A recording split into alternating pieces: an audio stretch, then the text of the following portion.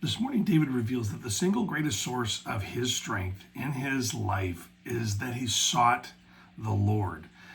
David doesn't say that specifically, but he does say that through seeking the Lord, God directed his attention toward David, specifically David's fears. Let me read Psalm 34, verse number 4, and let me just say this. Those who seek the Lord are never disappointed. And so let me read the passage to you so that you understand what I'm talking about. Psalm 34, verse number 4 says this, I sought the Lord, and he heard me and delivered me from all my fears. Wow, think about that for a second.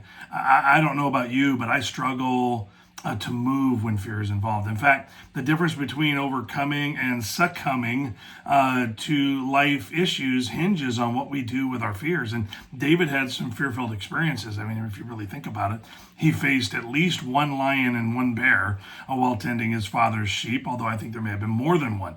He faced the champion of the Philistines, Goliath, and won. He was a warrior in Saul's army. When Saul turned on him, he had many fears while on the run.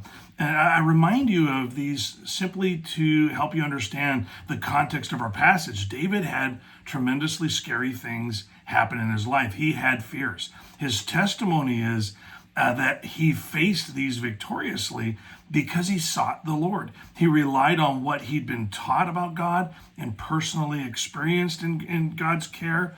He approached God in prayer and then listened for God's guidance. And you can too. I can too. So let's all spend some time with God today. I think that's one of the most important things that we can do as we start each day is that we take our fears before them. Maybe it's a work-related fear. You're not sure you're up to the task of the day.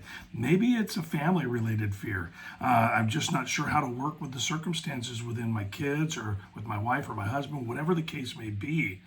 We need to face those fears. I think that sometimes we fear what people think, and I think it's going to come up later in the week. But listen, we need to face those fears by bringing them before the Lord. David sought the Lord, and the Lord heard him and delivered him from all his fears. And I believe that is the nature and character of our God, that if we will seek him, that doesn't mean just call out when we need something.